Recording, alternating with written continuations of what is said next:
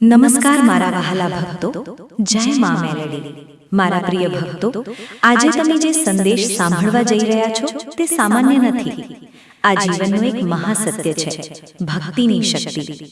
જરા થોભો, શાંતિથી બેસો, આંખો મીચો અને મનમાં એક જ નામ લો, જય મા મેલડી.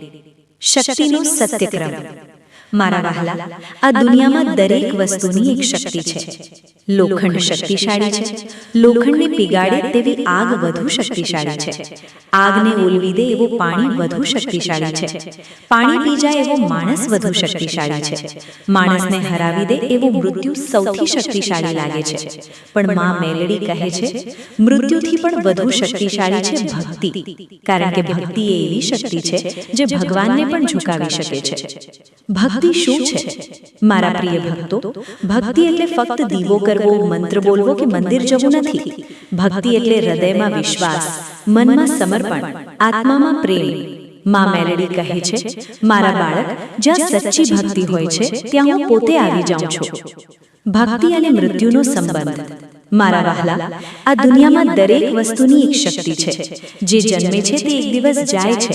પણ મા મેલડી કહે છે, ભક્તિ મૃત્યુને ટાળી શકે છે. આનો અર્થ શું? તેનો અર્થ એ નથી કે શરીર ક્યારેય મરતું નથી, પણ એ છે કે ભક્તિ આત્માને અમર બનાવે છે. જ્યારે ભક્તિ સાચી હોય છે ત્યારે જીવનમાં ચમત્કાર થાય છે.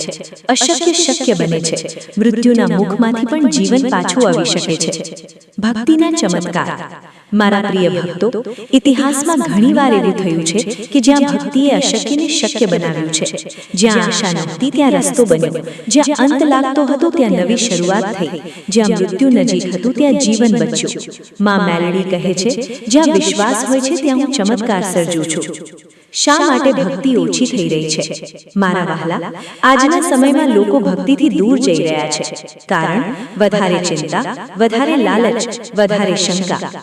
મા મેલડી કહે છે, જ્યાં શંકા હોય છે ત્યાં ભક્તિ ટકી શકતી નથી.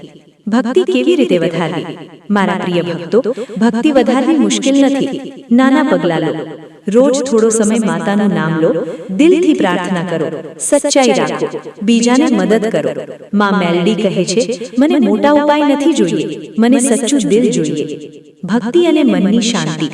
મારા વહાલા, જ્યારે ભક્તિ વધે છે ત્યારે મન શાંત થાય છે, ડર ઓછો થાય છે, ચિંતા ઓછી થાય છે, વિશ્વાસ વધે છે. મા મેલડી કહે છે, ભક્તિમાં શાંતિ છે અને શાંતિમાં શક્તિ છે. ભક્તિ સૌથી મોટી તાકાત. મારા પ્રિય ભક્તો, આ દુનિયામાં કોઈ પણ શક્તિ ભક્તિથી મોટી નથી. ધન ખતમ થઈ શકે છે, શરીર નબળું પડી શકે છે, લોકો સાથ છોડી શકે છે, પણ ભક્તિ ક્યારેય સાથ નથી છોડતી. મા મેલડી કહે છે, મારા બાળક, જો તું ભક્તિ રાખે છે તો તું ક્યારેય એકલો નથી. આજનો સંકલ્પ. આજે મનમાં કહો, હું ભક્તિ ક્યારેય ઓછી નહીં કરું. હું માતા પર વિશ્વાસ રાખીશ. હું સચ્ચાઈ પર ચાલીશ. હું ડર છોડું છું. હું રોજ માતાનું સ્મરણ કરીશ. મા મેલડીની હૃદયસ્પર્શી વાણી. મારા બાળક, તું દુનિયાની શક્તિઓથી ડરતો હતો, પણ હવે સમજ કે તારી અંદર ભક્તિ છે. અને ભક્તિ એ એવી શક્તિ છે જે મૃત્યુને પણ ટાળી શકે છે. તું ફક્ત મને યાદ કર, હું તારા જીવનમાં ચમત્કાર કરીશ. અંતિમ સંદેશ.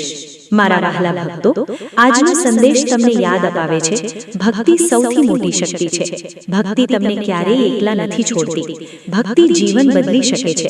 તો હાથ જોડીને કહો, જય મા મેલડી. મારી ભક્તિને મજબૂત બનાવો, મારા ડરને દૂર કરો, મને હંમેશા તમારા આશીર્વાદમાં રાખજો.